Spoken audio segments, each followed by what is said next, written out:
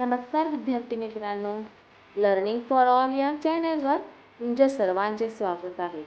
आज आपण पाहणार आहोत वाक्यप्रचार. वाक्यप्रचार म्हणजे काय? वाक्यप्रचार म्हणजे विशिष्ट अर्थ दर्शवणारे वाक्यरूपी शब्दसमूह. हे वाक्यप्रचार शब्दाचा अर्थ न देता सांकेतिक किंवा लक्षणीय अर्थ व्यक्त करतात.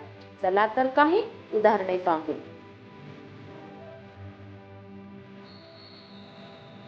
अंगावर येणे, हल्ला करणे.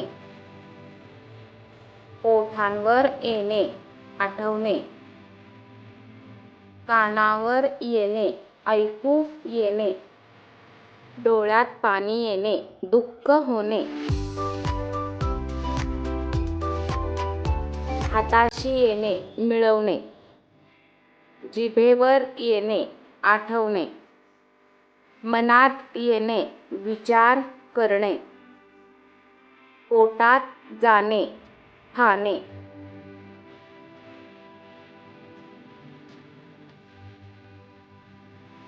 धावपळ करणे, खूप काम करणे. धडधडीत बोलणे, स्पष्ट बोलणे. उगाच वेळ घालवणे, वाया घालवणे. घाबरून जाणे, भीती वाटणे. खुश होणे, आनंदी होणे. कामी येणे, उपयोगी पडणे. कष्ट करणे, मेहनत करणे. शंका येणे, प्रश्न निर्माण होणे.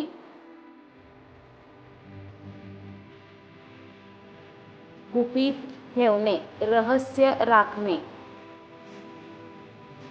मदत करणे, सहाय्य करणे. पाठांतर करणे, पाठ करणे. यश मिळवणे, जिंकणे. Thank you so much. Like, share, comment and subscribe this channel.